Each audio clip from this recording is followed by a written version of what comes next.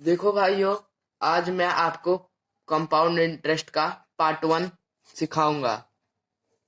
आपका स्वागत है रॉकर्ज प्रो चैनल पर। आपका पहला सवाल ये है, 45,000 रुपए की राशि पर 10% के वार्षिक दर से 2 वर्ष अंत में कितना चक्रवृद्धि ब्याज होगा। ये बहुत सिंपल है, मैं आपको समझा के दिखाता हूँ। देखिए देखिए भाइयों, पहले 2 साल की बात की है तो पहले 1 और 2 लिख लेते हैं, और उसके बाद 45,000 का 10% निकालेंगे। कितना आएगा भाइयों? आप लोग तो जानते ही होंगे कितना आएगा। 4500 आएगा भाइयों। और उसके बाद सेकेंड वर्ष में करेंगे तो उसमें भी 450 आएगा भाइयों। थोड़ी राइटिंग गंदी है, लेकिन आप लोग समझने की कोशिश करिएगा। और जैसे आप लोग जानते होंगे कि ये कंपाउंड इंटरेस्ट है। कंपाउंड इंटरेस्ट में आपका ब्याज पर भी ब्याज लगता है। आपको तो पता ही होगा, ब्याज पर भी ब्याज लगता है। जैसे ही हम लोग सेकेंड वर्ष में आएंगे, वैसे ही हम लोगों का पहले वर्ष का ब्याज लग 10% का ब्याज लगेगा। ओके, तो अब हम लोग आपको क्वेश्चन सॉल्व करके दिखाएंगे। वैसे भाइयों, सॉरी, गलती हो गई थी। इसका 450 आएगा। सॉरी, 450 की जगह 4500 आएगा, गलती से मैंने लिख दिया था। और जैसे ही हम लोग घुसेंगे आगे, इसमें पहले वर्ष का भी ब्याज लगेगा। यानी सीआई की बात कर रहे हैं तो पहले वर्ष का भी ब्याज तो लगता ही होगा, लगता है। तो इसका होगा 450। और इन सबको जोड़ के कितना आंसर आएगा? यानी इसका 9,9450 आएगा भाइयों।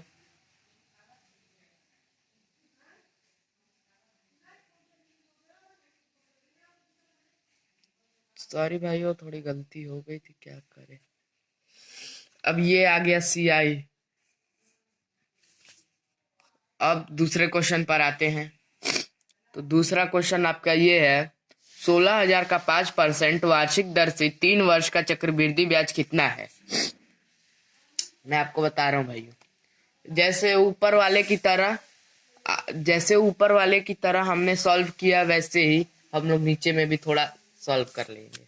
देखिए भाइयों, इसमें है पहला वर्ष। इसमें 3 वर्ष की बात की है। पहला वर्ष, दूसरा वर्ष, तीसरा वर्ष। भाइयों, 16,000 का 5% निकालना है इसमें।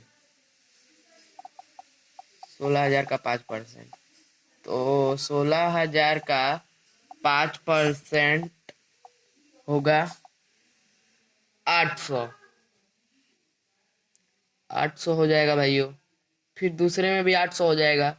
तीसरे में भी। तीसरे में 800 नहीं होगा भैया, 800 होगा। उसके बाद जो पहले वर्ष की धनराशि है, उसमें भी 5% का ब्याज लगेगा। पहले वर्ष की जो है, ब्याज पर भी ब्याज लगता है ना, इसलिए इसमें हो जाएगा आपका 40।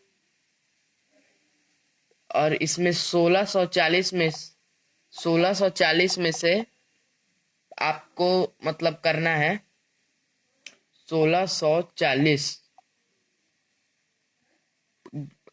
5% निकालना है, इसका भी तो आपको करना पड़ेगा 82। ये 1600 हो गया, ये 2400 हो गया भाइयों, ये 2800 हो गया। 2882 आंसर आ गया भाइयों इसका। थोड़ा राइटिंग बेकार है, लेकिन आप लोग समझने की कोशिश कीजिएगा थोड़ा। उसके बाद तीसरा क्वेश्चन क्या है, देखिए। 5,000 रुपए पर 3 वर्षों का 10% वार्षिक की दर पर चक्रवृद्धि ब्याज कितना होगा? समझिएगा भाइयों। देखिए, फिर वैसे ही करना है। देखिए कितना कितना होगा।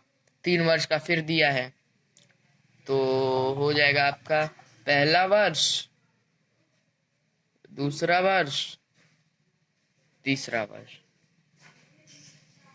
उसके बाद 5,000 का 10% निकालेंगे, कितना होगा भाइयों? 5,000 का 10% हम लोग निकालेंगे तो 500 तो बचेगा। 500 इसमें भी हो जाएगा, 500 इसमें भी हो जाएगा, 500 इसमें भी हो जाएगा।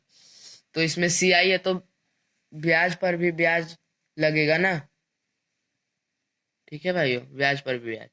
तो 500 का 10% कितना होगा भाइयों? 50 रुपये होगा। ठीक। उसके बाद इन सबको जोड़ के तीसरे वर्ष का ब्याज बनाएंगे। ये 500 तो तीसरे वर्ष का है ही, और जो ब्याज पर भी ब्याज लगता है प्लस करके इधर लगाएंगे। यानी 500 500 1000 1050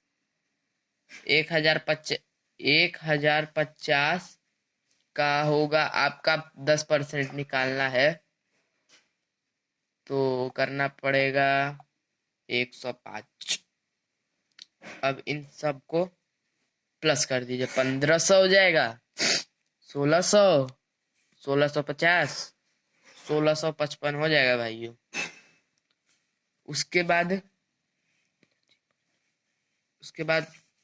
क्या लिखा है? 25,000 का वार्षिक, 25,000 का वार्षिक चक्रवृद्धि ब्याज 2 वर्ष में कितना होगा? यदि ब्याज की दर क्रमशः 4%, 5% वार्षिक हो तो कितना ब्याज होगा? देखिएगा भाइयों, पहले 25,000 का निकालेंगे तो कितना होगा? 1,000 भाइयों, 1,000 होगा ना 2 वर्ष का, 1,000 हो जाएगा। और उसके बाद 25,000 का 5% निकलेगा तो 1250 हो जाएगा भाइयों, 1250। और उसके बाद हो जाएगा आपका, जैसे आप लोग जानते होंगे ब्याज पर भी ब्याज लगता है, तो ये हम लोग पहले साल में आए थे तो दूसरे साल में एंट्री किए तो ब्याज पर भी ब्याज लगेगा भाइयों। और उसके बाद हम लोग 1,000 का 5% निकालेंगे तो कितना आएगा भाइयों? 1,000 का आपका 5% आएगा 50। तो इसका आंसर आ जाएगा 2300 भाइयों। ठीक है, इसका आंसर CI ये है। अब दूसरे सवाल पर चलते हैं। आइए, क्या लिखा है क्वेश्चन में? कितने समय में 400 का चक्रवृद्धि ब्याज 441 हो जाएगा, जबकि चक्रवृद्धि ब्याज 5% वार्षिक? देखिए भाइयों, इसमें मूलधन दिया है तो क्या निकालना है? कितने समय में। तो भाइयों हम लोग इसको थोड़ा कर देंगे। तो पहले 400 लिखा है, 400 लिख देंगे। फिर 441 लिखा है, 400। अब इन दोनों का अंतर करेंगे, कितना आएगा भाइयों? 41 आएगा। तो हम लोग इसमें कुछ करेंगे, हम लोगों को इतना जोड़ना है कि 41% ब्याज आ जाए 5% की वार्षिक से। देखिए भाइयों, आसान है। पहले 2% का करके देखते हैं, 2 वर्ष का करके देखते हैं। तो 2 वर्ष का हम लोग 400 का 5% निकालेंगे तो कितना आएगा भाइयों? 20। फिर दूसरे साल में एंट्री करेंगे 20, तो फिर ब्याज पर भी ब्याज लगता है तो 20 का 5% निकालेंगे भाइयों। तो आपका 20 का 5% हो जाएगा 1। तो आपका आ गया 41 आंसर। देखिए भाइयों, चलिए भाइयों, नमस्कार। इस वीडियो को प्लीज लाइक सब्सक्राइब कर दीजिएगा और बेल आइकन क्लिक कर दीजिएगा कि मेरा नया वीडियो अपलोड हो जाए और नोटिफिकेशन आप तक पहुंच जाए। थैंक यू भाइयों।